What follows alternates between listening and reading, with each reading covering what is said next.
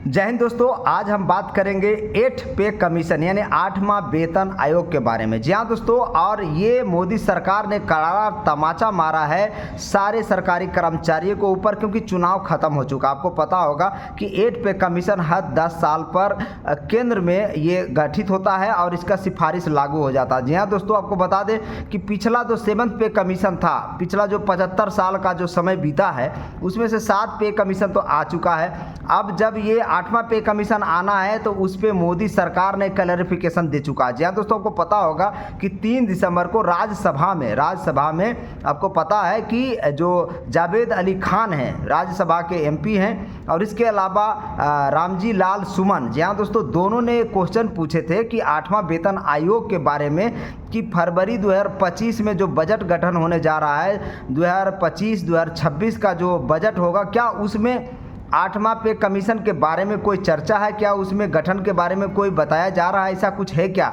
सरकार के तरफ से साफ बोला गया कि जो वित्त राज्य मंत्री है पंकज चौधरी, फाइनेंस मिनिस्टर में, उन्होंने साफ बोला कि ऐसा हमारे पास कोई प्रपोजल ही नहीं है। जी हाँ दोस्तों, ये बहुत बड़ा छल है केंद्रीय कर्मचारियों के लिए और सरकारी गवर्नमेंट जो भी जॉब करते हैं उनके लिए, क्योंकि हर 10 साल में आपको पता होगा कि बहुत सारी चीज़ें देश में चेंज हो जाती हैं। जी हाँ दोस्तों, आप देखे होंगे 10 साल में जो एजेंडा सरकार का आता है उसमें महंगाई के हिसाब से अपना एजेंडा बढ़ा दिया जाता है। हर 10 साल में बजट चेंज हो जाता है, हर 10 साल में बहुत सारी चीज़ें चेंज हो जाती है। लेकिन सरकारी कर्मचारियों का एक ही डिमांड क्या, ये लगातार होते आ रहा है कि हर 10 साल में एक बार सरकार वेतन आयोग गठन करती है ताकि उनके भत्ते वेतन वो बढ़ सके। जहाँ दोस्तों रीस्ट्रक्चर होता है, वेतन में रीस्ट्रक्चर होता है, डीए में रीस्ट्रक्चर होता है, भत्ते में सारी चीज़ें बढ़ जाती हैं 10 साल के बाद, क्योंकि महंगाई को देखते हुए ये सारी चीज़ें जो है सरकार निर्णय लेती है। आपको पता होगा कि पिछला वेतन आयोग आपको पता होगा कि जब लगा था 28 फरवरी 2014 को, जब मनमोहन सिंह की सरकार था, और उस समय वो लागू हुआ था। और आपको पता होगा कि 19 नवंबर 2015 को इस पर बहुत सारे चर्चा हुई थी, और फिर फाइनली जाके 1 जनवरी 2016 से 7वां वेतन आयोग लग गया था। अब बताइए, 7वां वेतन आयोग का जो 10 साल पूरने जा रहा है 31 दिसंबर 2025 को, यानी 1 जनवरी 2026 से 8वां वेतन आयोग को लगना है, लेकिन सरकार के कान में जू तक नहीं रेंग रही है। सोचिए, 440 वोल्ट का झटका, बड़ा तमाचा सरकारी कर्मचारी, करीब 1 करोड़ कर्मचारियों के ऊपर लगाया गया है चुनाव के बाद। जी हाँ दोस्तों, यूनियंस का चुनाव हो चुका है। आपको पता होगा यूनियंस का रिजल्ट 12 दिसंबर को आने जा रहा है, और लगभग अमूमन जितने भी 19 जोन है पूरे भारतीय रेलवे में, जिसमें से 16 जोन और 3 प्रोडक्शन यूनिट है, उसमें से सब जगह चुनाव हो चुका है। लगभग 85% ऑन एन एवरेज सभी जगह वोटिंग हुआ है, 85% वोटिंग हुआ। सोचिए, यूनियन का चुनाव था, रेलवे मानता यूनियन का मानता चुनाव था, जिसमें 85% वोटिंग हुआ है। अब इसमें यह है कि 30% जो यूनियन वोट ले आएगा अपने अपने जोन में, वो पीएनएम में बैठ सकता है। यानी मान लीजिए एनएफआर रेलवे की बात करें या किसी भी जोन की बात करें, तो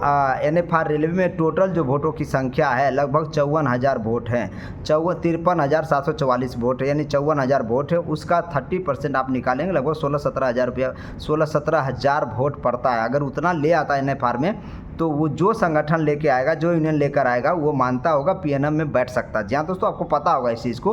तो इसी तरह से पूरे 19 जोन में ये चुनाव हुआ है, और इसका रिजल्ट 12 दिसंबर को आ जाएगा। और जैसे आम चुनाव जो होते हैं आप देखे होंगे, जैसे लोकसभा का चुनाव हो, राज्यसभा का चुनाव हो, उसमें वोटिंग परसेंटेज ज़्यादा होता नहीं है, ज़्यादा से ज़्यादा 50-55% ही वोटिंग गिरते हैं। लेकिन ये रेलवे का मानता चुनाव यूनियन का था, इसमें वोटिंग करीब 85% ऑन एवरेज है सारे जोनों का।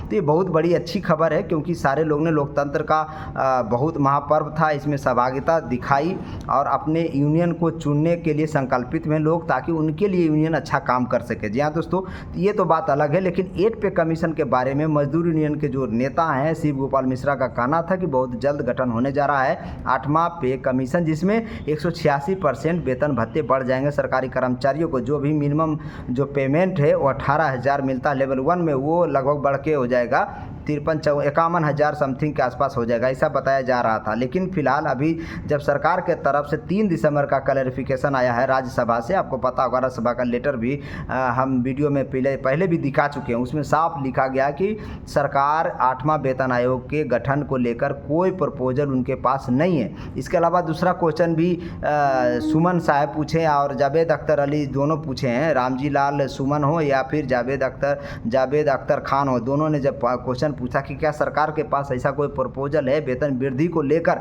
कि आपके खजाने में इतना ऐसा पैसा है कि आप वेतन वृद्धि कर सके, उस पर कोई भी क्वेश्चन एराइज, उस पर पंकज चौधरी जो है उस पर कोई जवाब ज़्यादा दिया नहीं है, डू नॉट एराइज इस टाइप से लिख के डाल दिया। जी हाँ दोस्तों, तो ये सब चीज़ें हैं अभी चल रही है मीडिया में 8 पे कमीशन, और 8 पे कमीशन सरकार को देना चाहिए और ज़रूरी देना चाहिए, क्योंकि सरकारी कर्मचारी 10 साल के बाद बहुत चीज़ें चेंज हो जाती है। तो सरकारी कर्मचारियों का भी 10 साल के बाद वेतन आयोग लगना बहुत ज़रूरी है। आपको पता होगा जब से मोदी सरकार आई है बहुत चीज़ें जो पीछे से चलते आ रही थी वो चेंज होते नज़र आ रहा है। रेल बजट भी देखिए आम बजट में मर्ज होते नज़र आ गया। आजकल के समय में विपक्ष का नेता नहीं बचा है, देख रहे हैं जिस टाइप से बहुत सारे चीज़ें निकल कर आ रही है। तो चाल चलित्र वाली जो पार्टी थी बीजेपी, उसका थोड़ा सा डिफरेंस हुआ है। सोशल मीडिया पर लोग आकर अपना बातचीत रखना शुरू कर दे, क्योंकि मेन स्ट्रीम लाइन मीडिया जो है गोदी मीडिया बन चुकी है, आपको पता ही होगा।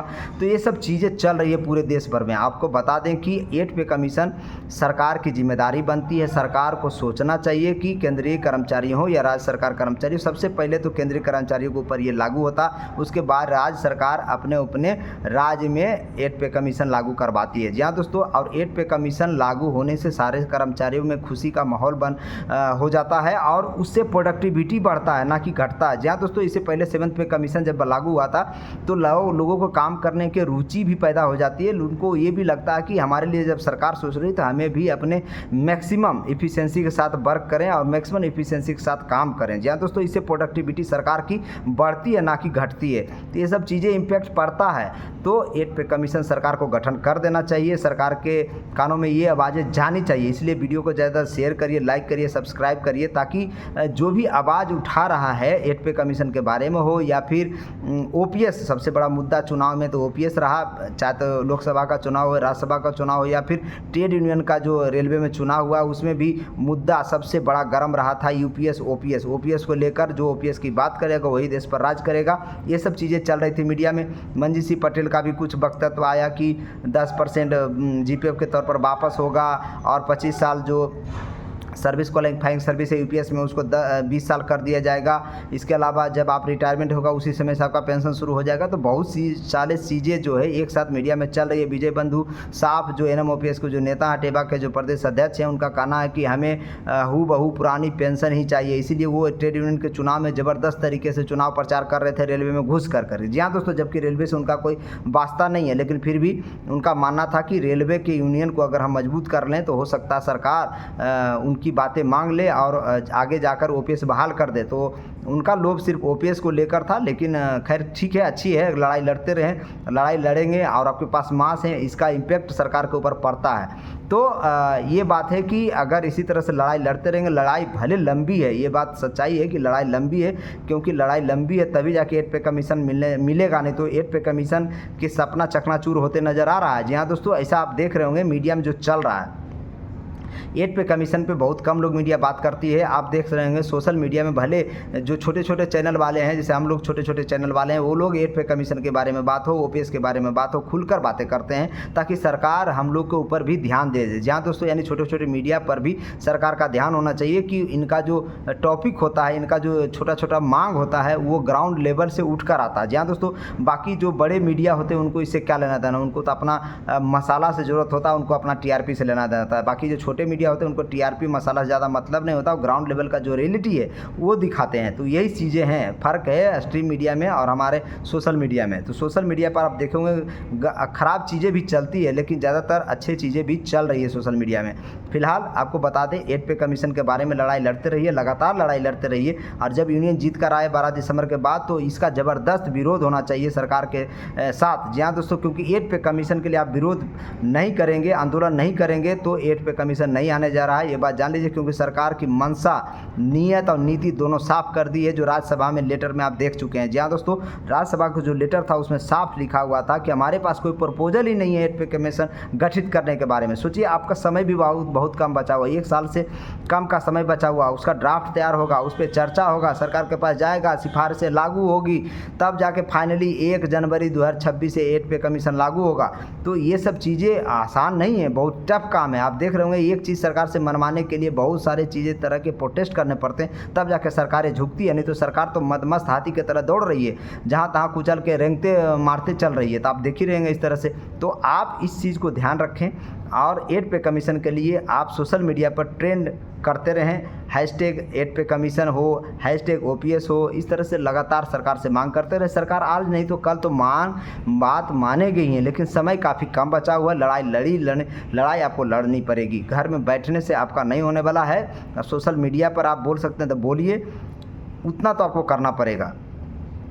बाकी आप अगर सक्षम है तो मेरे चैनल को ज्वाइन भी कर सकते हैं, ताकि और भी अच्छे कंटेंट हम आपके लिए बना सकें। जय हिंद।